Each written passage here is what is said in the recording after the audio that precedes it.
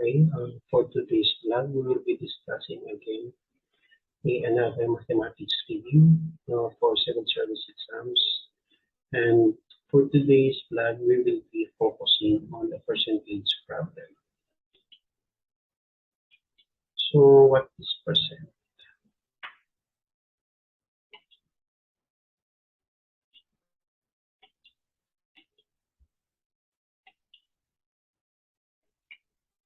A percent is a fraction whose denominator is 100. So meaning from this example, 45%. It is the value of 45 taken out from the 100. So it's the part divided by the whole number, which is 100, to form into the percentage value. So how do we calculate? So percentage is taken out from the 100% value. So it is a number in a fraction form whose numerator is the part divided by the value, which is the whole, which is the total. So in ratio form, this is the percentage column and this is the value data to be considered. Okay, so it is the smaller value divided by the total value. So in some cases, there are several situations that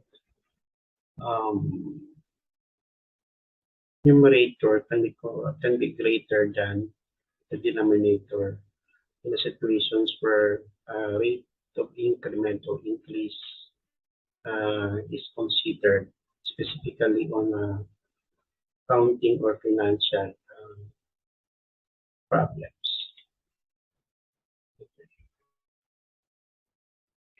How to change decimals to percent? Okay. This is actually a technique which can be considered to change decimals to percent. You have to bear in mind that you have to only to move 2 decimal point 2 places to the right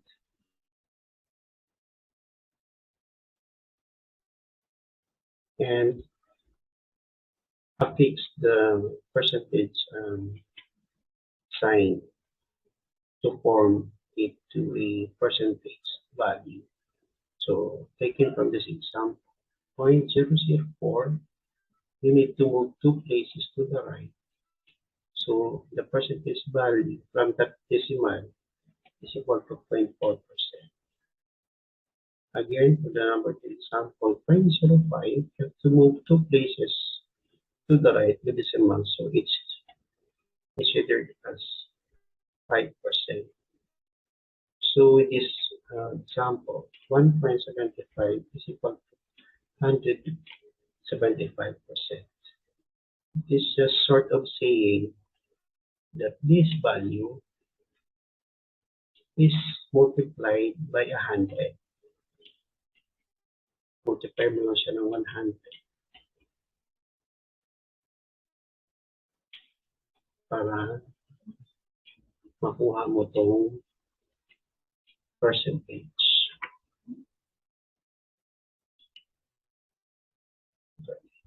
The reverse, how to change percent to decimals.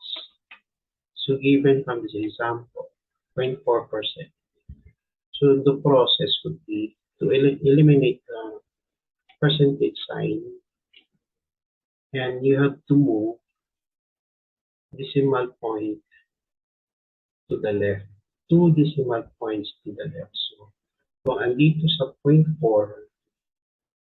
yung decimal, 0.4%, so you have to move 2 places to the left. So we'll be forming this one.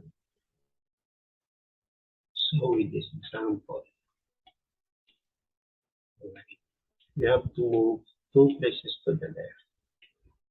It is short of saying that 0.04 divided by 104. We just divide this number with 100.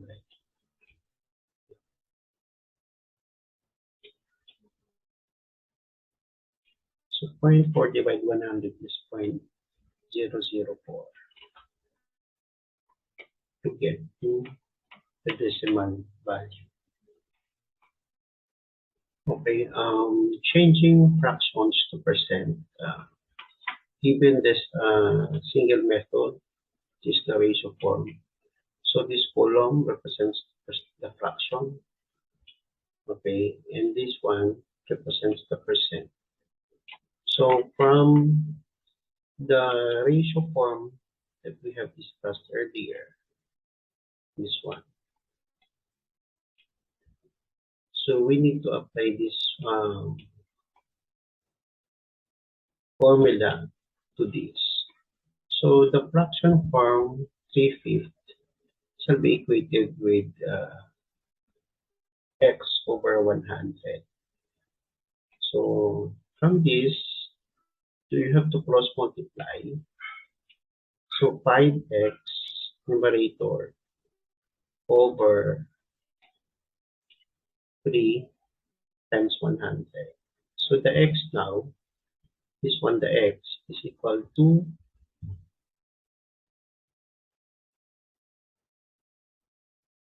3 times 100 going up, and the 5 will be down. Okay. So, ang ganun yan eh. Alpad. Ganito. Para makuha mo lang yung x. Okay. You have to cross multiply again. And we'll give you this. So, the number now, as you do the operatives for this, 300 divided by 60. And you have to affix the percent. Okay. Same true with this. Okay. So, you just have to do repetitions. Kung ano ginawa ko sa 1, yun dito sa number 2. So, sorry for this. This is a 5, so this should be 2 kasi dito 7 half. Okay, so the answer would be this. And so with this number,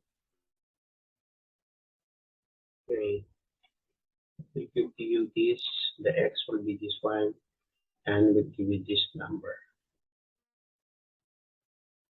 Next, for the two-method approach, so from fractions to percent, okay, 3/5.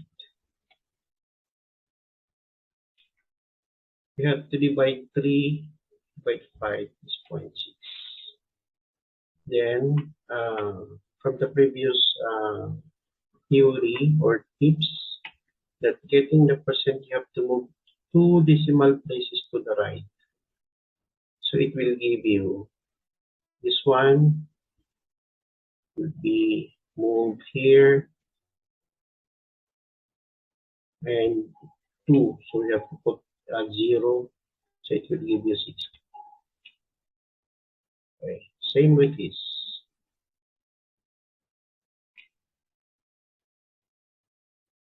Seven divided 2 is 3.5.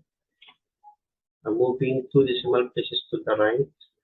So you have to add another 0 to complete the 2 places. And it will give you 3/50%. So 1 over 25 is 0.04. So moving 2 places, no longer needed to add 0 after 4 because this will give you 2 places already. So it's 4%. That's the answer. Next number. Okay. Changing percent to fractions. So this will be now the process, or ito yung pinaka with regards to civil service kasi medyo mabilis ka lang mag-manipulate sa yung pag-iisip. Okay. So number one process or tips is to transform the percentage into fraction. So by dropping the percentage sign, so eliminate mo to, this one yung percentage.